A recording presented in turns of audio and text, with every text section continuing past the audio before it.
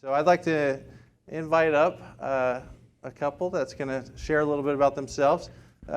Jason and Tiffany, if you'll come up. All right.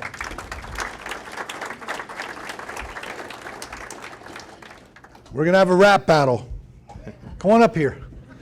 Who wants to be Biggie? Who wants to be Tupac? There you go.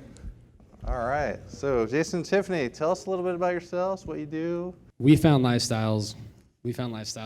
I think for me, it was actually my guitar teacher at the time. He was a prominent investor in DFW, and him and I were shooting deals around, and he does a lot more advanced type of investing, so things that I think are a little too risky for me. So he sent me and Tiffany to Lifestyles. We came here, we did the 2-day, and I think through some of our previous life experiences and struggles, in the corporate world, and even prior to that, we were both kind of late bloomers. I think we did college later in life, pursued some dreams early on, and I think that really kind of shaped us and what we're doing here, and gave us some of the fortitude to make the decisions, take the leap, and do it. Before Lifestyles, we had been living in the renovation. We were that couple with a baby and our daughter in her playpen while we were painting the walls in the place that we lived. So after going through that, with a baby, we decided that just wasn't the way to do it. So then we found out about this. So it was a perfect jump. So. What did you all do in the corporate world for a living? I'm a network engineer. Okay. Yeah. Is there any other people in like IT in the room? There's all your people right there. They're all full of it. Yeah. What do you do, Tiffany? Healthcare consulting. Okay, great. And you guys love what you do, and everything's awesome? We work a lot. We work too much. Yeah, 7 days a week. I'm supposed to be moving to another team that's going to be 7 days a week, 12 hours a day. So, I'm currently talking to management about how that's going to have to change. All right. So that's what got you interested in lifestyles. Go ahead, Dave. Clicker, don't I? Yeah, you're on the clicker. I'm blaming John. You're like buying time. Like, why is he changing the things? Are we talking about this while you talk? Yep. So why did you want to join Lifestyles? Take control of our lives. I mean, I think we were both very athletic when we were young, and even college. We got through college on scholarships for sports, and I think the people that we are today athletically is a shadow of what we once were. And I think we want to get some of that back. A distant shadow. Yeah. Yeah. In fact, I tried to go for a bike ride today, and heart rate was way higher than it used to be. So it's one of those things where I think we realize we've been through a lot. Like it took a bit of time for us to get out of college and get to the financial being that we felt we needed to be at to be able to support the life that we wanted to have for our child, and each other, for that matter.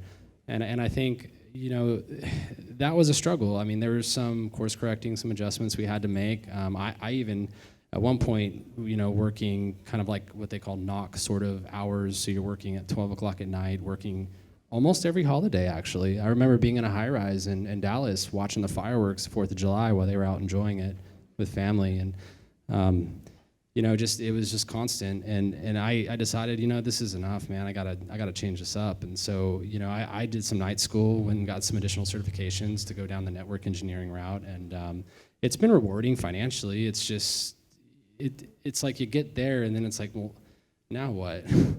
Yeah, even though it's a high-paying, lucrative job, if you're working all the time, you're dead. You just don't know it yet. You know what I mean? So exactly. Yeah. Who agrees with that? Anybody in this room work 50 hours plus? Yeah, so you guys know what it's like. No, it's very much that way, and I think the other side of it too is you feel like you're wasting away. You're watching your health. It's like when I retire, what am I going to do? Am I just going to sit on the couch because I have nothing left to give? And seeing some other family retire, and it's just kind of got me thinking about that a lot. I think as of late, and I think both of us want to be able to be engaged with our daughter and our family. When our family retires, well, shoot, I want to go have fun with you guys. Sounds good. All right. Well, tell us about this property, Manus in Houston. So we got this one from Moon Kim. It's a triplex. So there's a front house, and then there's a 2-story back house. The front house is a 3-1, has its own driveway. And then the back unit is, the downstairs is a 2-1, the upstairs is a 1-1. All the finishings are pretty well done inside. When we got it, it's very nice actually inside. What they did, we bought this from an actual Lifestyles member. They did a really good job on the inside. They cut a lot of corners on electrical, roofing, and some of those things that they just, in to say that they cut corners may not be fair. They left meat on the bone, right? So we bought it. We bought it at, was it 210? 210. But Yeah. really quick, I have a question for you. You live up here, correct? We do, yeah. And that's all the way in Houston, hours and hours away. And the reason I want to bring this up is not just people in this room, but there's people online from California and all over the place watching this thinking, can I do this? And I always explain to people, live where you want to live, invest where it makes sense. Who likes the idea? The numbers tell the story. We're here to make money, not fall in love. You understand that? So I just want, what was that a fear in the beginning to get over to buy something a little bit further away from you? Yes, it was. But I think when you start talking to mentors and you start networking with the mentors in the different markets you're looking at, I mean, even on Manus, there's been a time we've talked to a mentor in Houston, and they've volunteered to go down and look at the property for us, if we couldn't get down there. Right. So the amount of resources, like, again, Lifestyles is a family. I mean, you can contact anybody and they're going to try to do everything they can to help you out. I got to say, like, that alone makes it a lot less scary. Cool. That took away a lot of your fear by having the support. Yes. Okay. Let's look at numbers. Yeah. Tell us a little about those numbers. So we bought it, I think it was 210, but 215. 215, okay. We probably rounded up. Yeah, it's fine. So, and then rehab was about 15.6. There might be some like ongoing maintenance stuff that we've started doing wrapped up in that too. But so we actually bought this conventional. We didn't do a hard money on this one. Okay. So we bought it at 215, and then we did over time. We did electrical. We replaced all the electrical that was wrong. You couldn't run like a microwave and an oven and a That's TV. where that 15 grand and all that went to? Yeah, so a lot of that went to that. So more of a minor, more cosmetic type rehab, not as big as it could be on some of these, right? I would say the cosmetics inside was all good. It was mainly the electrical was bad. Like we had to do boxes on every unit. Okay. But then it wasn't bad. I mean, like we had to do some roof work, a little bit of bracing of the patio on the upstairs back unit. We also, just for the sake of being able to collect rent on pets, we also went ahead and added, there was an opportunity to add a fenced-in yard for the back 2-1 unit. So when you say we did all this, see, because I have new people here, and they don't know our model of best product, best price, and the best people. How much of this work did you do as an IT guy? Because you sound like you're very handy. We I asked just them walked for it. pictures. We have what? We had them go give us quotes, multiple quotes, and then we had them walk and take pictures. Well, Give them a hand for that. In other words, you are here to be an investor. Your job is to write a check and let other people do the work. Who likes that idea? That's what we're here for, okay? And they have mentors and all that walk them through it. So a lot of people see these stupid TV shows on HGTV. Anybody watch those shows? Yeah. Put the child locks on. You're not allowed to watch them anymore, okay? This is reality. I wrote a check. I made money. So you guys are in at 20 grand. That's how much money, and I said it's about 30 grand, but this is a triplex, a little bit different, but they're at 20 grand they had to put down when they first bought it, right? no, so that's the crazy Okay. thing about this. So we actually put in, I think it was 58-ish K. Okay. Because it was conventional, and we bought it for 215. Well, with the work that we did and with what the market did, and not only that, since this is a triplex, it's kind of the way appraisers look at it. They look at it a little bit as like, so what's the market say, just like with single family, but they also look at a little bit, they kind of do a half and half of it is based off the income it brings in. So we, in essence, we were anticipating $1,000 a month cash flow on this property. It ended up being at like over 1,500. So We at were that, able to bump up the rents in 2 of the units, and that's part of why. exactly, and that's part of where, like, you do things that add value to the rent. So we did that, and then 6 months was up, and I started like looking around, and I'm like, man, we might be able to do a cash out refi on this and get the bulk of our money back. And so we did that. It appraised at 315. Okay, so it was 6 months into the deal. It appraised much higher. They gave him back more money, so now he's only 20 grand in the deal. You understand Yep. that? So he's out 20 grand a month. I mean, 20 grand out of pocket, and you're making how much more than this? 1,000. We're making 1,000 a That's month, with the new loan. which is what and that's after the refi. So he's making $12,000 a year tax-free off of $20,000. Who thinks that's pretty good? Yeah, one property. There's a technical term for that. Do you know what it is? Being your pants exciting. Who agrees with that? I mean, that's pretty impressive. Think about that. Does anybody have an IRA and you put in 20 grand and you're making 12 grand a year tax-free? Is that pretty good? Yeah, it's life-changing. Give me a hand for that. It's huge. Another important point too, though, is also we did a cash out refi while interest rates were being pushed. Oh, yeah. We just did this recently. So, it's important to not get scared when you start seeing interest rates doing what they're doing. Look at the numbers. Yep, If it the makes numbers tell a sense, it story. makes sense. We're still at our target cash flow, And they also have $80,000 worth of equity in this property. That means if they sold it tomorrow, they're not going to. They're holding this. They're making money off it. But if you put out 20 grand to make 80 grand, who'd be okay with that? That's pretty good. Yeah. That's better than your stupid stocks, right? Yeah, I dumped mine. Oh, you dumped yours. I dumped mine. You don't have a 401k? I have a little bit that I keep just for reserves because interest or. Oh, you like gambling still. That's The okay. the lenders like to see. No, I they understand. count It's it, used as so. reserves. That's Yeah. cool. Okay, but you dumped your stocks. You like this better? Yeah, in fact. So you bought just this one property so far? No, we have. This is our biggest one. We have the next. You one want me to click? Okay. Oh, you have a There you portfolio. go. I'll help you out. We do. Okay. So you bought more than one. We have 2 in San Antonio. We have 3 or 4 in Houston. Okay. Yeah, one of the ones in San Antonio is a triplex. It's like a converted garage unit, and then a house in the front. And that This one's is worked a out. duplex, and then this is the triplex, and the rest are single family. But if you add up all the cash flow, Yeah.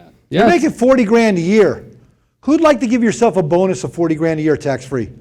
Give him a hand. That's life-changing, right? What's amazing? That might be like a $60,000 a year job. You understand that? Because it's tax-free through depreciation, all that. I'll teach you that this weekend. So, do you like your tax bills better now that you have some real estate? Yeah, one of us just needs to quit, so we're not capped at 25K. Yeah. So, The real estate professional thing, yeah, Yeah. which I'll teach you this weekend. Awesome.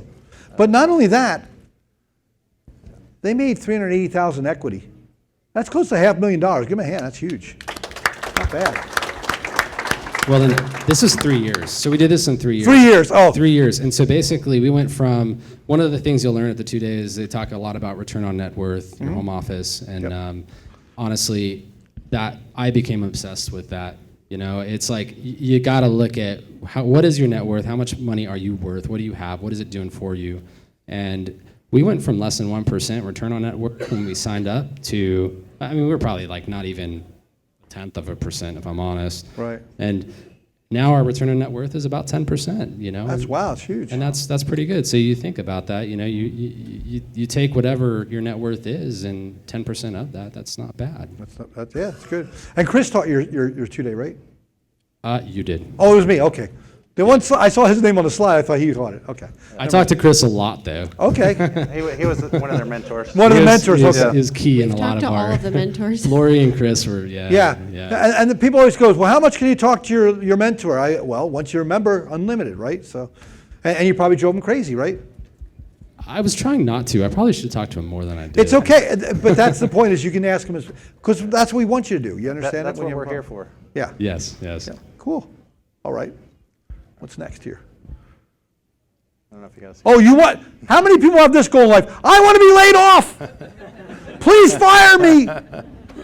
Right? Well, in IT, it happens all the time, and I'm just Oh yeah. Here's your box. yeah. Yep. Severance package box. See ya. Yep. I'm out. Yeah, well, I teach out in California, or I'll teach in Seattle, and I know some of these other guys too. It's all tech. And I go, you know, when I go in this room, watch this. How many people in this room ever was laid off or fired? You know, like a couple hands. You do that in California, every hand goes up. Because Yeah. it's a revolving door out there. Yeah. You're good till the day you're not. Well, that's kind of what happened. And so I took a job in Colorado, moved from Texas to Colorado, and 420 state. yeah, not even a year in, man. It was just like, yeah, okay, let's you're doing great. Let's have a performance review. You're doing fantastic. One of the better performers on our team, you know, and yeah, you know, so talking about expectations going forward, you know, what do you want to do? Where do you want to go? I'm like, well, I mean, I like what I'm doing right now. Okay, well, just so you know, the expectation, they were a small company, small private company. You know, it kind of got down this route of, you know, well, the expectation is that we come before the family, and specifically, a specific example was given was that if you're having a child and you're in the hospital, I expect you to pick up the phone and go to the airport and jump on a plane if Wow. I need you to. And it's like, I can't. They actually say that? I was Wow. like, is that even legal? Can you tell me? Can you really tell me that? Wow. And that was the end of it. But he said I'm it with done. love. Yeah, for his company, but Yeah. that was a COO. Wow. But yeah, I basically told him like, no, I think, you know, my priorities, I can't Yeah. give you what you expect for your company, and it's not fair for me to waste your time and waste my time. I can't do it. Yeah. Good. Glad for you, man. That's good. Yeah, That's good. it's great. You got, family has to come first. Yeah. So how has your life changed since joining Lifestyles? You know, I'm happier we have less because we've actually, well, I should say we don't have less, but we have cut back. We're a lot more simpler on our expenses. We focus on experiences together. We sold our house, and that's actually the proceeds from that is what we used to buy Manus, and also the next house, which was Pin Oak. And you know, we're renting now, and we rented a very basic house, but in the area we want to be in, and it's cheaper. It's not the prettiest of houses, and we don't gave up. have to maintain anything. Well, yeah, our other house, we had a pool, a nice yard, all these things. We worked hard at it, but you know, if you're getting one day off a week, you know, that's your whole day is maintaining that house. So you know, we've simplified. We've really aggressively consumed the podcast, the Lifestyles podcast, a lot of the Dale-isms, you know, and really focusing on trying to make it so that we're living off 40 to 50% of our income. Good. And we are actually probably even below that now. And Cool. we're happy. I mean, it's so easy for us to save up in a few months to jump into another investment. You know, it's not about the car you drive. It's not about the place you live. But life is good. Like I really don't complain. Here's the big question I always get when two couples are doing this. I mean, you two are doing this together. Who gets to quit their job first? I think we go back and forth on that. I mean, because there's times I like my job. Right now I don't, because we don't. Any of his coworkers here? Well, I don't think they would like it either, honestly. There's just not enough people and too much work. But the thing is I tell her that it'd be great for her, but I think we're also considering doing the lead route, and that would be more up my alley. So being a lead is somebody who puts together apartment deals, which we'll talk about in a few minutes. So you might make a career out of this that way. Yeah, I think I have family, a lot of great-grandparents that developed quite a portfolio in California back in the 40s, 50s, 60s, and still maintained it. And you know, I spent a lot of late nights discussing these properties with them when I was young, and they didn't do it this way. And there was some resentment that they lost a lot of their lives trying to maintain these properties because they felt they had to do it themselves. And you don't have to. There's a better way. And I think Buying back your time, yeah. I want to show that to my family, and I think that's cool. something I want to do is just as a legacy. I you love know? that idea. Yeah, Yeah. good.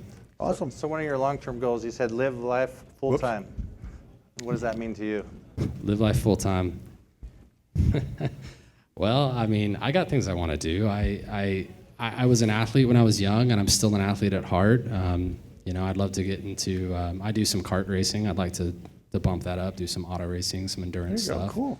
Got to be a rich man to do it. So It is expensive sport. gotta make some money to do it. Yeah. You guys But like, like vacationing at all?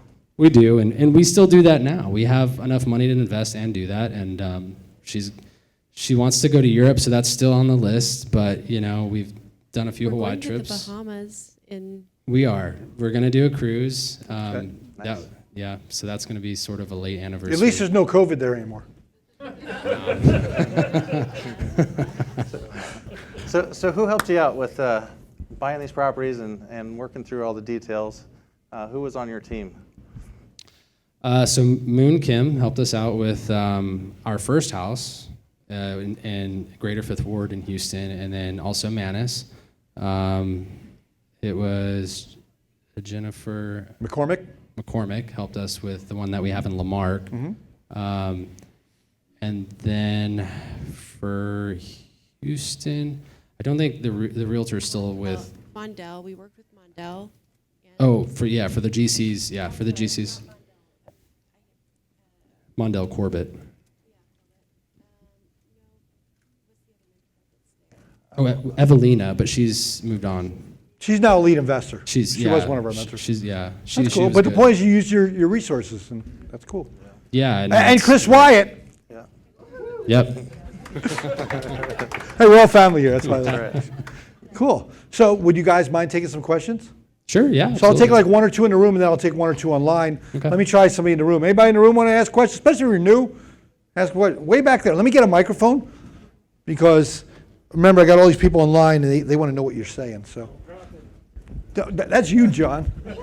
You got a question? Here we go. Well, I was going to try to pick one from it. Okay. Let's do like property management.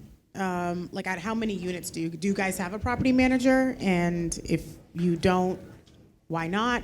And if you do, which one do they recommend one for you to use here, or like, how do you guys manage all these other properties? I feel like when people talk about we manage investing, all they of talk our about own that. properties.